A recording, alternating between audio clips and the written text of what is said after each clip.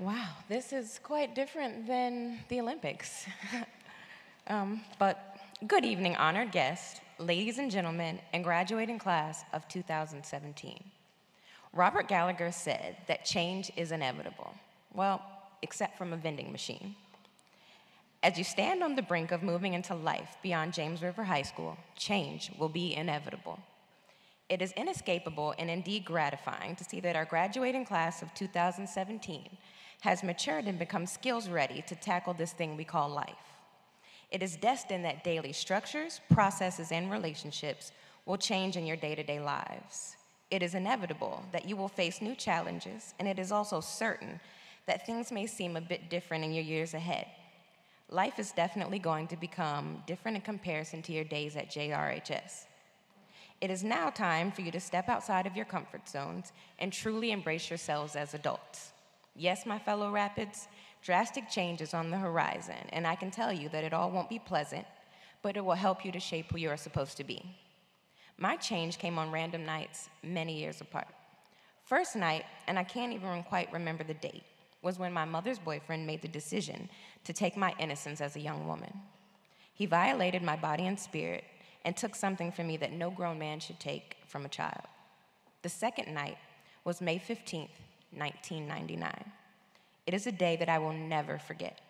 It is a day that changed me and has affected me more than the first day I spoke of. It is the night that my mother's boyfriend killed her in a car accident.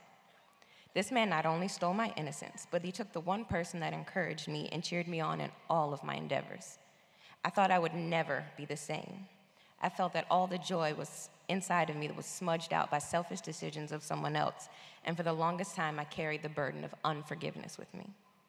On the outside, I seemed happy and bubbly, but on the inside, I was dark and dejected. Change. But it's how we decide to deal with change that sets us apart from the average. And if we know one thing, nothing that comes from James River High School is average. I made the conscious decision that I needed change. I did not want to let my circumstances put me in a box. I did not want to be a product of my environment.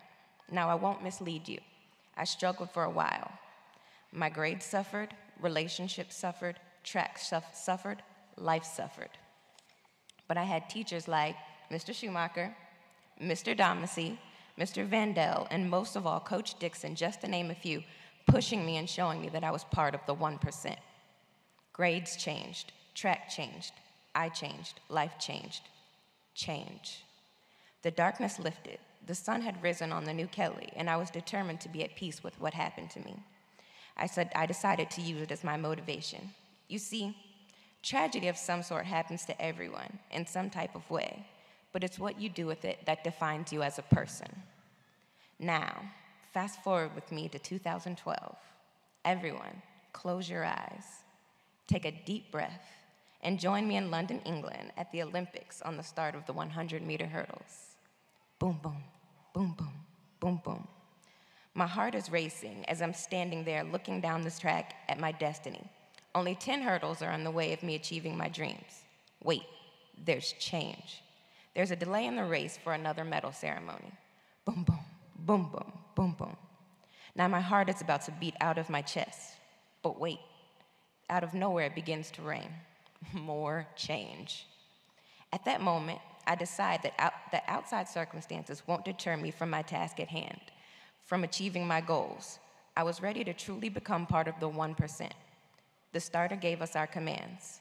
Runners, take your marks. Set, go. I hurtled to my destiny. I hurtled to my freedom. I crossed the line. My life would forever be different, but this time in a good way. The stadium shook with joy, and I felt like everyone was cheering just for me. I could sincerely hear everyone back in Richmond, Virginia cheering for me, and it warmed my heart. I had become part of the coveted 1%. I remember looking up to heaven and not thinking of anything but my mother who was looking down at me. I had become part of the 1% not because I had achieved an Olympic medal, but because I chose not to let what happened to me put me in a cage. In life, everyone wants to put you in that box and tell you how to live, but I encourage you to live free. I know there's this catchy song that says something about sit down, be humble.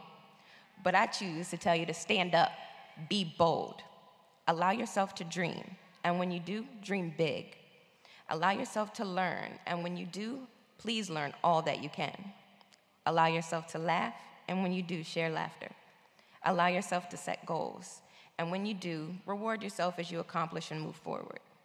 Allow yourself to be determined, and when you do, you will find you succeed. Allow yourself to be your biggest cheerleader, and when you do, you will find self-confidence. Allow yourself to lend a helping hand, and when you do, a hand will help you. Allow yourself relaxation, and when you do, you will find new ideas. Allow yourself to love, and when you do, you will find love in return. Allow yourself to be positive, and when you do, life will get easier.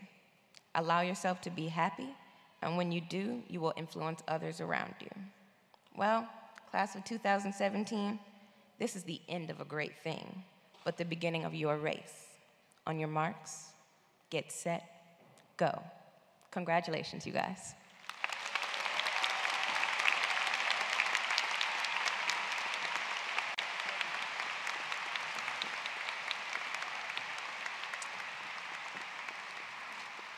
Ms. Wells, this is just a little gift from James River to you.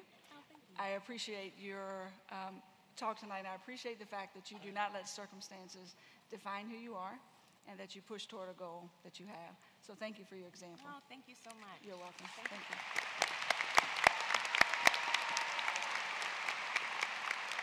Alma mater or homebound?